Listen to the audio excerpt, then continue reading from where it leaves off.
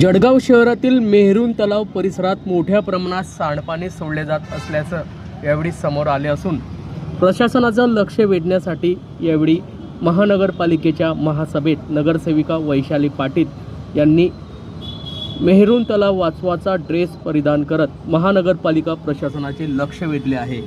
आगामी काळात गणेश उत्सवाच्या पार्श्वभूमीवर मेहरून तलावात मोठ्या प्रमाणात गणेश मूर्तीचे विसर्जन केले जाते।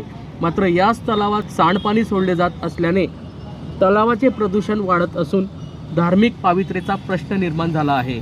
मेहरून तलावात सोडण्यात येणारे सांडपाणी तातडीने बंद करावे, यासाठी ठोस उपाययोजना कराव्यात आणि गणेश उत्सवापूर्वी तलावाची स्वच्छता करून हिंदू धर्मियाच्या भावना व पावित्र्याचा सन्मान राखावा, अशी मागणी नगरसेविका वैशाली पाटील यांनी महासभेत यावेळी केली आहे। जळगाव महानगरपालिकेची महासभा महापौर दीपमाला काळे यांच्या अध्यक्षतेखाली पार पडली। यावेळी महापौर दीपमाला काळे, उपमहापौर मनोज चौधरी, महानगरपालिका आयुक्त आदित्य जुगने यांच्या उपस्थितीत ही महासभा पार पडली। यावेळी या सभेत विविध विषय हे चर्चिले गेले।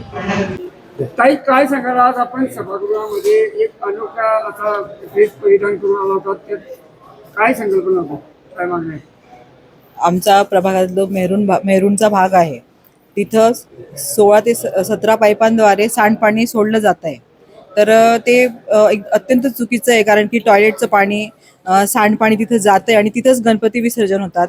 तर मागच्या वेळेस उपमहापौरांनी तिथं भेट दिली होती, आम्ही त्यांना तक्रार केली होती, त्याप्रमाणे ते आले, पण अधिकारी तिथं हजर होते, त्यानुसार कामही सुरू झालं, पण ते काम खूप संत गतीने चालतं आहे। आणि दुर्दैवाची गोष्ट अशी आहे की आमच्यातलेच काही झारीचे शुक्राचार्य आहेत की त्यांनी ते काम थांबवून ठेवलेलं होतं। तर मला आयुक्त साहेबांना मी आज विनंती केली की आपण लवकरच गणपती उत्सव येतोय, दुर्गोत्सव येतोय, तर त्या पार्श्वभूमीवर आपण युद्ध पातळीने लवकरात लवकर आदेश देऊन हे अंडरग्राऊंड ड्रेनेजचं काम पूर्ण जर करून घेतलं तर जे दूषित पाणी मिसळतंय आणि ज्याच्याने थोडं कुठेतरी गणपती विसर्जनाला गालबोट लागेल, हिंदूंच्या भावना दुखवल्या जातील आणि तलावही दूषित होतोय त्या सांडपाण्यामुळे। तर सगळं याच्यावर एकच उपाय आहे की लवकरात लवकर अंडरग्राऊंड ड्रेनेजचं काम करणं।